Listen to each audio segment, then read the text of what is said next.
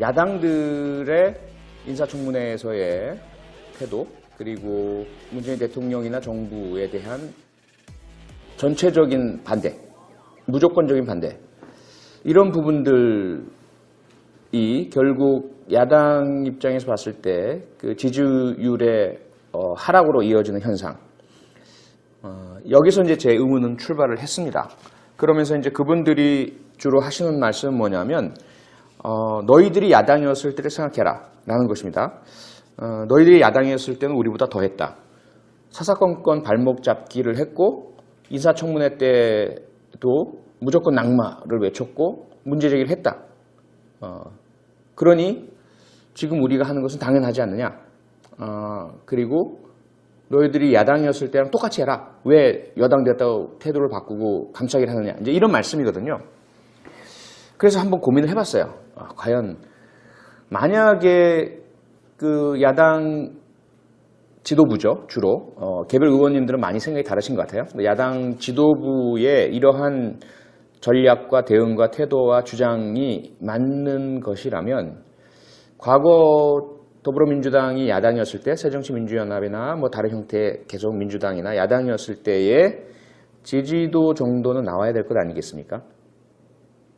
그리고 전통적인 그 야당 지지층은 분명히 있을 테니까 더 강하게, 더 가열차게 반대하고 비판하고 싸워라 라는 말들이 여기저기서 나와야 할 텐데 그런 말이 전혀 없단 말이에요.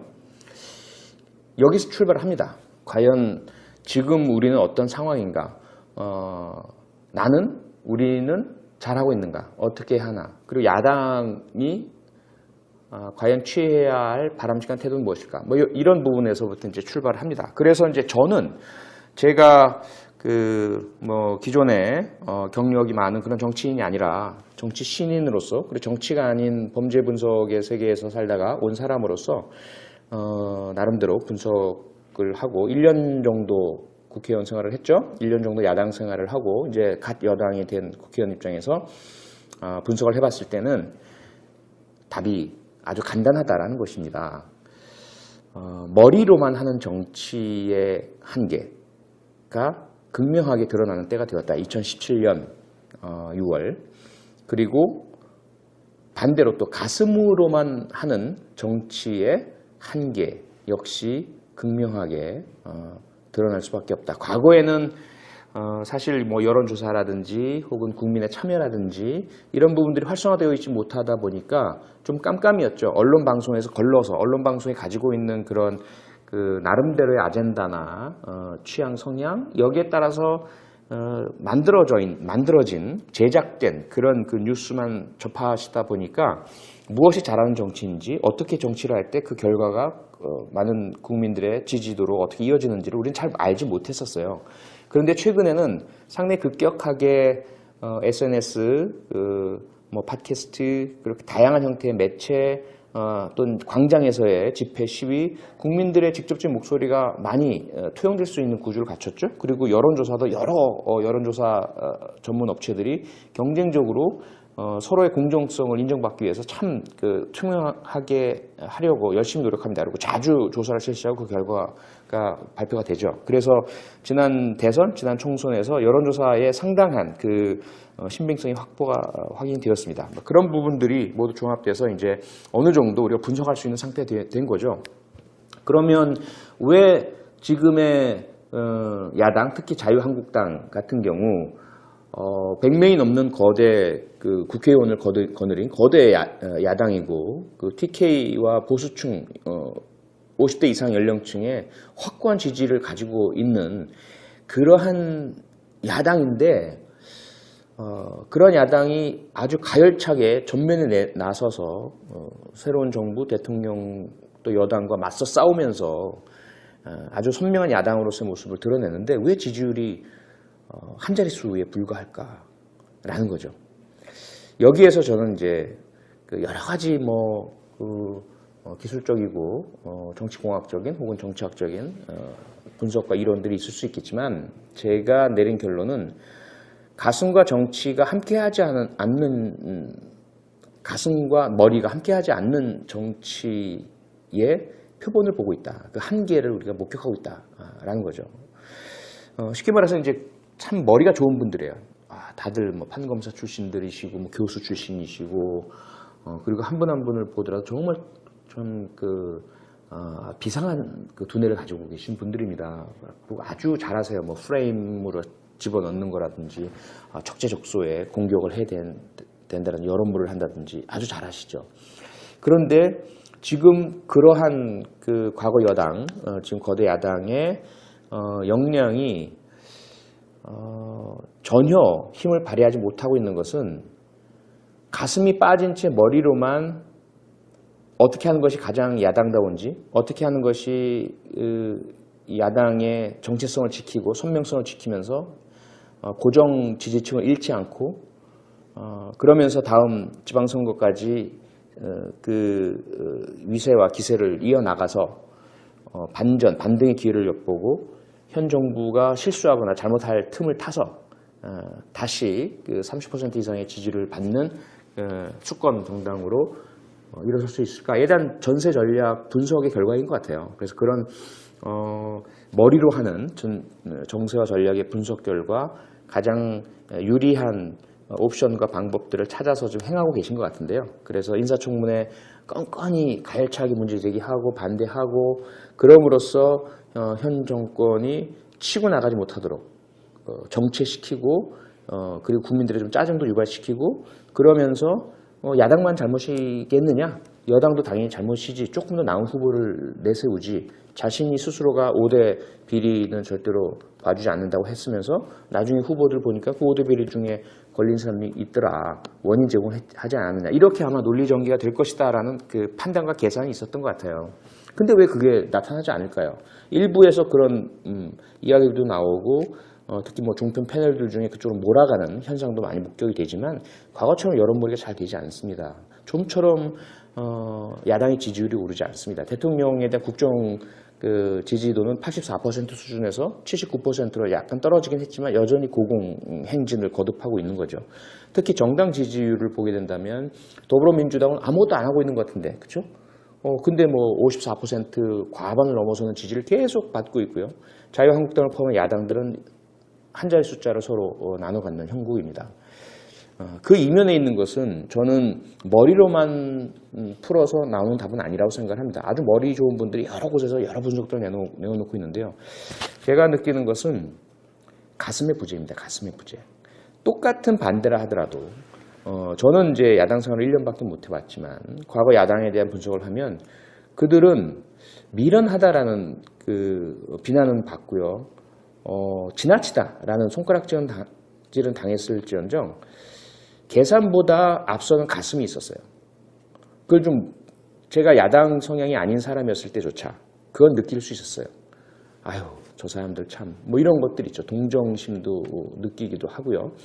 저래가지고 나라 운영할 수 있겠어? 라는 그런 불신은 있을 수 있었겠지만 그 어떤 열정이랄까 약자들과 함께 하려는 그리고 정말 억울해하는 듯한 이건 정말 아닌데라는 그런 어떤 가슴은 느낄 수 있었거든요. 그러다 보니 일정 수준의 지지는 계속 가지고 갔었던 거죠. 그러다가 이제 머리가 조금 결합이 되고 나니까 이게 확 시너지 효과가 난 건데 지금의 야당 특히 자유한국당이나 과거 새누리당 계열 그 정당의 지도부를 잃은 분들 특히 그 중심에 계신 분들을 보면 가슴이 느껴지지가 않아요. 애국을 부르짖고 보수를 부르짖고 박근혜 전 대통령에 대한 사랑 이런 것들을 부르짖을 때조차도 다 그것이 계산으로 보였습니다. 제게는. 그리고 그 계산이 결국 실패로 돌아갔을 때 완전히 허물어진 거죠. 그들이 정말 가슴으로 그랬다면 조원진 의원처럼 그 가슴만 있는 정치인이라면 새누리당으로 가고 정말 우리가 머리로서는 이해하지 못하지만 저건 진정성이 있네? 라고 느낄 수 있는 행동과 행보가 있었을 텐데 그게 아닌 거죠. 가슴이 전혀 없어요. 그냥 머리로만 계산으로만 무엇이 유리한가를 따라가는 정치를 하시다 보니까 지금 상황에서 답이 없는 거예요. 지금 상황에서의 가슴이 지향하는 바는 뭘까요? 촛불 혁명, 전 대통령의 탄핵, 완전히 무너져버린 그리고 그 책임의 상당 부분을 공유하고 있는 구여당이 지금 가슴으로 해야 할 것은 처절한 반성일 겁니다. 속죄일 겁니다. 그러면서 새 정부에 대해서 일단은 허니문 기간 동안 마음대로 해보시오. 우린 할 말이 없어. 당신들이 그러다가 만약에 잘못하면 그때는 국민들께 당신들이 한번 사죄해야 될 거예요. 하지만 우리는 충분히 우리가 재정비를 하고 정말 새롭게 국민의 신뢰를 받는 야당으로서의 그런 지도부도 새로 갖추고 정강 정책도 정비하고 전열도 정비하고 전반적으로 신선하게 새롭게 과거와 단절을 해서 새롭게 나갈 수 있는 때가 될 때까지는 내부적인 그런 절치부심의 노력을 계속하겠소. 이것이 아마 가슴이 가리키는 방향일 겁니다. 거기에다가 이제 머리가 조금 결합한다면 그럼에도 불구하고 야당인데 뭐 여당 잘했다 박수 이건 못하잖아요. 아주 치열하게 포인트를 잡아서 이거는 정말 국민들의 공감을 받을 수 있어 라는 부분에 집중해서 공격을 해왔으면 아마 우리도 상당히 힘들었을 겁니다. 사사건건 반대하는 것이 아니라 전폭적이고 전향적인 지원 지지를 해주는 듯한 모양새를 띠고 있다가 이거는 도저히 우리는 못 견디겠습니다. 이건 우리는 용납 못합니다. 이건 아니지 않습니까? 아무리 국민적 지지를 받는 문재인 정부 대통령이라 하더라도 이것만큼 우리는 못 받아들이겠습니다 라고 했을 때는 아마도 그 부분은 상당한 탄력과 지지를 받았을 겁니다. 그랬을 때 대통령이나 청와대나 여당도 상당한 어려움과 곤란함을 느꼈을 테고 여기에 대해서 제대로 대응하지 못하면 정권 초기에 주도권을 잃게 되고 혹은 국민들로부터 뭐 똑같네, 권위적이네, 일방 독주네, 소통이 없네 이런 아마 비판을 받았을 텐데요. 그렇지 못한 상황으로 그들 스스로 만들어낸 것 같아요. 무조건 반대하고 계속해서 협조하지 않고 이런 모습을 보이다 보니 사실 뭐 국민들 입장에서도 보수적인 국민분들 지금 야당 성의 국민분들도 일부 장관 후보자에 대해서는 나는 이런 부분들이 좀 문제인 것 같아 라고 하시면서도 선뜻 야당이 잘한다라고 하지 못하시는 부분들이 크거든요. 그러다 보니까 제 생각에는 우리도 그래서 반면교사로 많은 반성을 해야 된다고 생각을 합니다. 가슴만 있는 과거 야당의 무력한 모습 더 이상 우리가 반복해서는 안 되겠죠. 그래서 지금의 여당 입장에서 가슴만 있는 거라면 무조건적인 문재인 대통령 지지, 촛불혁명을 이어가고 적폐청산을 해야 될 테니 우리가 가열차게 밀고 나가자, 이렇게 될 겁니다. 이건 가슴만 있는 정치가 되겠죠. 그럴 경우에는 반드시 허점이 드러나게 되어 있고 우리의 약점이 나타나게 되어 있을 테고 그 부분을 논리적으로 치밀하게 공격당할 경우에 많은 다수 국민들이 우리 지지 국민이 아닌 중도로부터 보수에 이르는 국민들이 바라보실 때는 확 이제 그 반감을 느끼시게 되는 영역이 생기실 겁니다. 그래서 저들은 운동권 그리고 뭐 진보 우리와는 달라 역시 감정으로 정치하는군, 보복하는군, 이렇게 이제 형성되게 되는 순간 저희들은 힘을 확 잃게 되는 거죠. 그래서 저희들도 상당히 정신을 바짝 차려야 되고요. 감정만으로, 가슴만으로 하는 정치는 하지 말아야 합니다.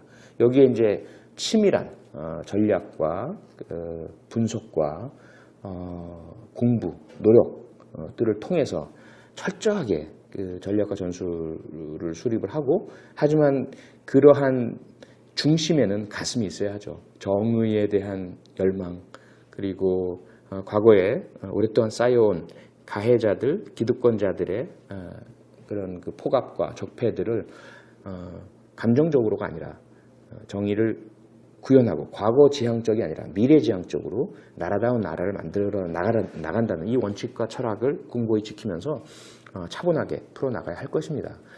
뭐 야당에 대해서 뭐라고 하고 싶은 말씀은 없습니다. 지금 상황을 분석하다 보니까 가슴이 없는 머리만의 야당 공허하게 느껴지고 그것이 결국 국민의 지지를 받지 못하고 있고 그것이 저희들은 뭐 야당이 협조하지 않으실 때 힘들긴 하죠. 앞으로 이제 정부 조직법 문제도 있고 추경 문제도 있고 인사청문회 문제도 있고 계속해서 켜켜이 그 입법으로 풀어나갈 부분이 많다 보니까 힘들고 어렵긴 하겠지만 이러한 가슴없이 머리로만 힘들게 어렵게 발목 잡고 반대하고 그래서 교두보 확보해서 전략적으로 다음 선거에서 어떻게 해보겠다라는 이런 머리만 있는 정치를 계속 해주신다면 저희들은 결과적으로는 유리할 거라고 좀 봅니다. 다음 선거도 국민들이 저 야당 안 되겠어 라는 것 때문에 힘을 여당이 많이 더 실어주실 것이고요. 지방선거와 그 다음에 다음 총선까지 말이죠.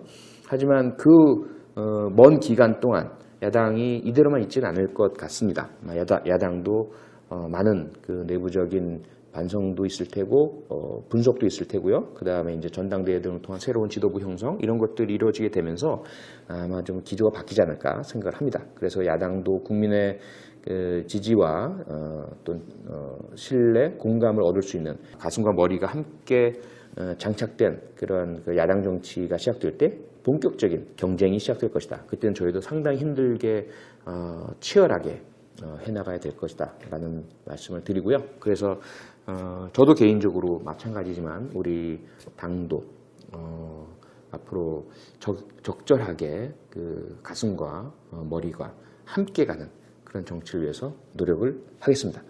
우리 시청자 여러분, 청취자 여러분, 그리고 국민 여러분께서도 정치를 이젠 조금 내 편, 네 편으로 갈라서 보지 마시고 조금 더 뭐 스포츠 경기 보듯이 누가 잘하네, 어떤 전략으로 어떻게 임했네, 지난번 경기에서 잘 못하던 이번엔 좀 잘하네, 이런 조금 분석적이면서 관전하는 묘미와 재미를 갖추시는 그런 조금 그 향상된 분석과 그 관찰과 또 뭐 정치를 즐기시는 그러한 그 유권자 되어 주신다면 아마 그런 그 수준 높은 유권자로 인해서 우리 정치인들도 정신 바짝 차리고 더 열심히 더 노력하고 또 적격자가 아닌 정치인들은 또 퇴출이 되는, 그래서 정치 수준이 상당히 높아가는 그런 선순환 효과가 있을 것이다 라고 기대를 합니다. 네, 오늘 표창원의 내일 정치 프로파일링, 가슴과 정치가 가슴과 머리가 함께하는 정치, 가열차게 반대하고 비판하고 싸워라 라는 말들이 여기저기서 나와야 할 텐데 그런 말이 전혀 없단 말이에요. 여기서 출발을 합니다. 과연 지금 우리는 어떤 상황인가, 우리는 잘하고 있는가, 어떻게 하나, 그리고 야당이 과연 취해야 할 바람직한 태도는 무엇일까, 뭐 이런 부분에서부터 이제 출발을 합니다. 그래서 이제 저는 제가 기존에 경력이 많은 그런 정치인이 아니라 정치 신인으로서, 그리고 정치가 아닌 범죄 분석의 세계에서 살다가 온 사람으로서 나름대로 분석을 하고 1년 정도 국회의원 생활을 했죠. 1년 정도 야당 생활을 하고 이제 갓 여당이 된 국회의원 입장에서 분석을 해봤을 때는 답이 아주 간단하다라는 것입니다. 머리로만 하는 정치의 한계가 극명하게 드러나는 때가 되었다. 2017년 6월.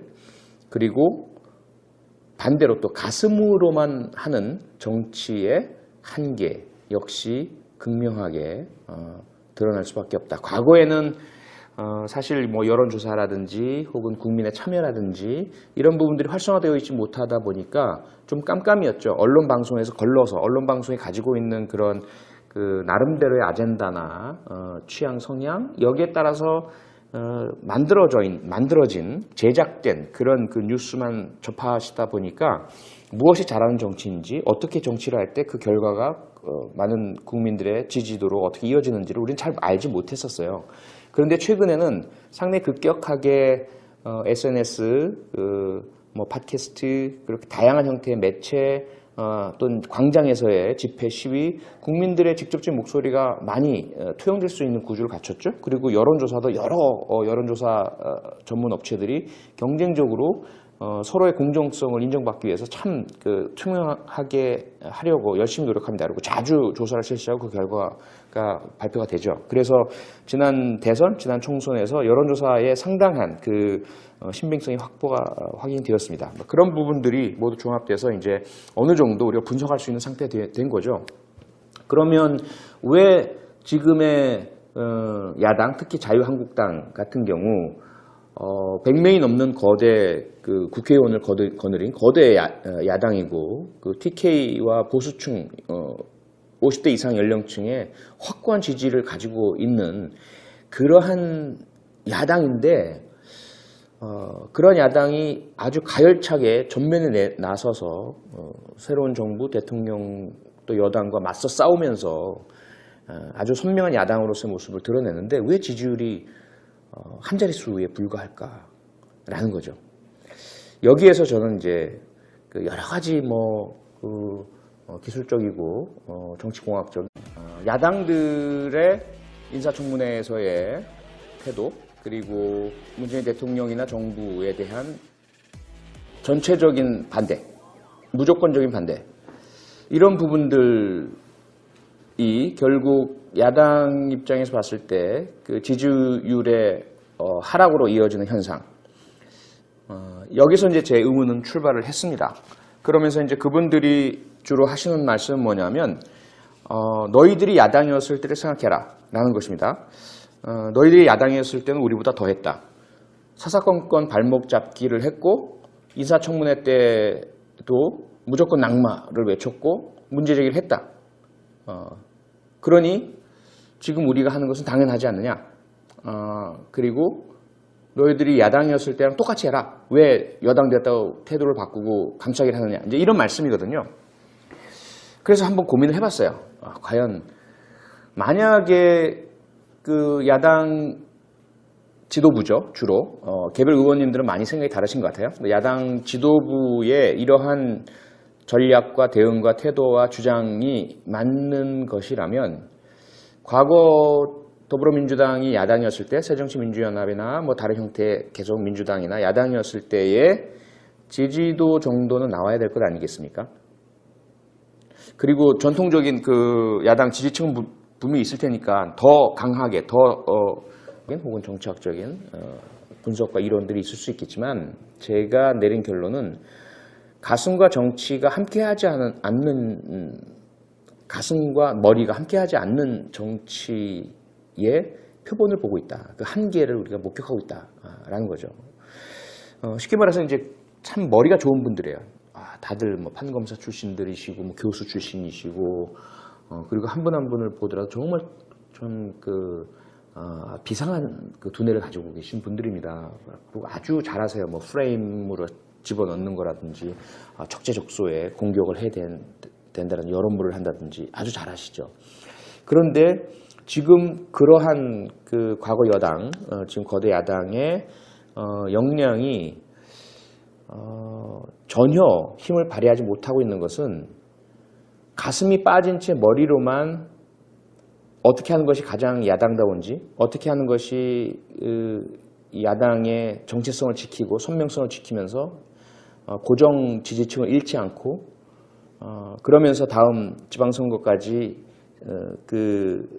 위세와 기세를 이어나가서 반등의 기회를 엿보고 현 정부가 실수하거나 잘못할 틈을 타서 다시 그 30% 이상의 지지를 받는 수권 정당으로 일어설 수 있을까에 대한 전세 전략 분석의 결과인 것 같아요. 그래서 그런 머리로 하는 정세와 전략의 분석 결과 가장 유리한 옵션과 방법들을 찾아서 좀 행하고 계신 것 같은데요. 그래서 인사청문회 건건히 가열차게 문제제기하고 반대하고, 그럼으로써 현 정권이 치고 나가지 못하도록 정체시키고, 그리고 국민들의 좀 짜증도 유발시키고, 그러면서 야당만 잘못이겠느냐? 여당도 당연히 잘못이지, 조금 더 나은 후보를 내세우지, 자신이 스스로가 5대 비리는 절대로 봐주지 않는다고 했으면서 나중에 후보들 보니까 그 5대 비리 중에 걸린 사람이 있더라, 원인 제공하지 않았느냐, 이렇게 아마 논리 전개가 될 것이다 라는 그 판단과 계산이 있었던 것 같아요. 근데 왜 그게 나타나지 않을까요? 일부에서 그런 이야기도 나오고, 특히 뭐 종편 패널들 중에 그쪽으로 몰아가는 현상도 많이 목격이 되지만, 과거처럼 여론몰이가 잘 되지 않습니다. 좀처럼 야당의 지지율이 오르지 않습니다. 대통령에 대한 국정 지지도는 84% 수준에서 79%로 약간 떨어지긴 했지만 여전히 고공행진을 거듭하고 있는 거죠. 특히 정당 지지율을 보게 된다면 더불어민주당은 아무것도 안 하고 있는 것 같은데, 그렇죠? 근데 뭐 54% 과반을 넘어서는 지지를 계속 받고 있고요. 자유한국당을 포함한 야당들은 한 자리 숫자를 서로 나눠 갖는 형국입니다.